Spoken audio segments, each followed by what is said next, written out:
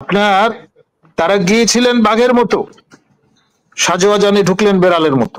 কোন বিষয়টা এনশিওর করা আমাদের এই তরুণ তুর্কি নেতাদের আমি খুব ব্লান্টলি বলবো, রাজনৈতিক মৃত্যু। 16 জুলাই তাদের ন্যূনতম যদি আপনার সহমর্মিতার বোধ থাকতো, ন্যূনতম সম্মান বোধ থাকতো, যার বদৌলতে আজকে এই সরকার ক্ষমতায়।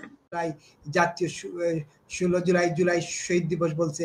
এখন তো গোপালগঞ্জে আপনার হিসেবে যদি 21 জন আপনার তথ্য মতো হয়, তাহলে তো গণহত্যা দিবস পালিত হবে ভবিষ্যতে, গোপালগঞ্জ গণহত্যা দিবস। তাহলে তো এটা জাতীয় দিবস হয়ে যাবে তখন তো এই জাতীয় দিবস মার খাবে। দুই নম্বর আমি প্রশ্নটা শেষ করি। 2 নম্বর যে প্রশ্নটা আমি করেছিলাম, সেই প্রশ্নটা হচ্ছে এই যে মার্চ টু গোপালগঞ্জ বলে যে অহমিকা, দম্ভ, অধ্যত্ব দেখালো এনসিপি, সেই অধ্যত্ব ভেঙ্গে কি চুরমার হয়ে গেল আজকের এই ঘটনার মধ্য দিয়ে। সাজ্জানের ভিতরে ঢুকে গোপালগঞ্জ ত্যাগের মধ্য থেকে সেই অধ্যত্ব, সেই অহমিকা, অহংকার আর দম্ভ চুরমার হয়ে গেল কিনা এনসিপির? দেখুন, আপনি যদি সেইভাবে চিন্তা করেন, এই যে ফুটেজটা এট লার্জ কিভাবে ছড়িয়ে পড়ল, সেখানে তো একেবারে হাতে গোনা লোকজন ছিল যারা কর্তব্যরত ছিল, খেয়াল করেন।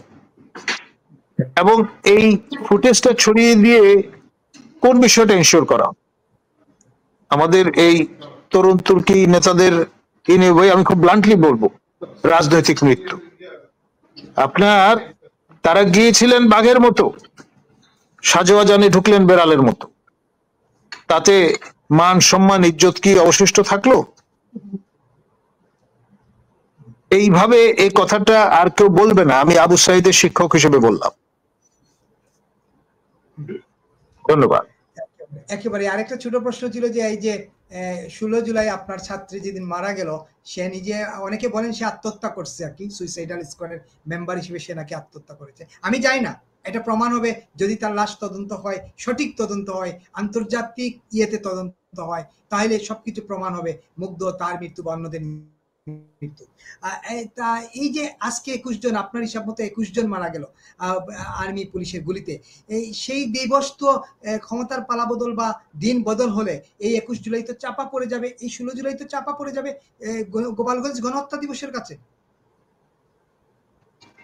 দেখুন, আমার দুঃখটা সেখানে, এই দিবসের যে পবিত্রতা, আমার ছাত্রের আত্মহুতির সম্মানে উচিত ছিল আপনার এর ঝুঁকিটা মাথায় না নেয়া। এবং 144, আমি হলে যেটা করতাম, আমি প্রশাসনে থাকলে 144 ধারা আগেই জারি করে দিতাম, যার ফলে তারা একটা স্কেপ রুট খুঁজে পেতে, যে যেহেতু 144 ধারা আছে, আইনের শাসনে তারা বিশ্বাসী, শাসক দল, সে কারণে তারা ভিন্ন দিবস বেছে নিতেন। ওয়াই 16 জুলাই তাদের ন্যূনতম যদি আপনার সহমর্মিতার বোধ থাকতো, ন্যূনতম সম্মান বোধ থাকতো, যার বদৌলতে আজকে এই সরকার ক্ষমতায়, তার প্রতি, তাহলে ডেফিনেটলি এই বিষয়গুলো তারা মাথায় নিতেন। ধন্যবাদ।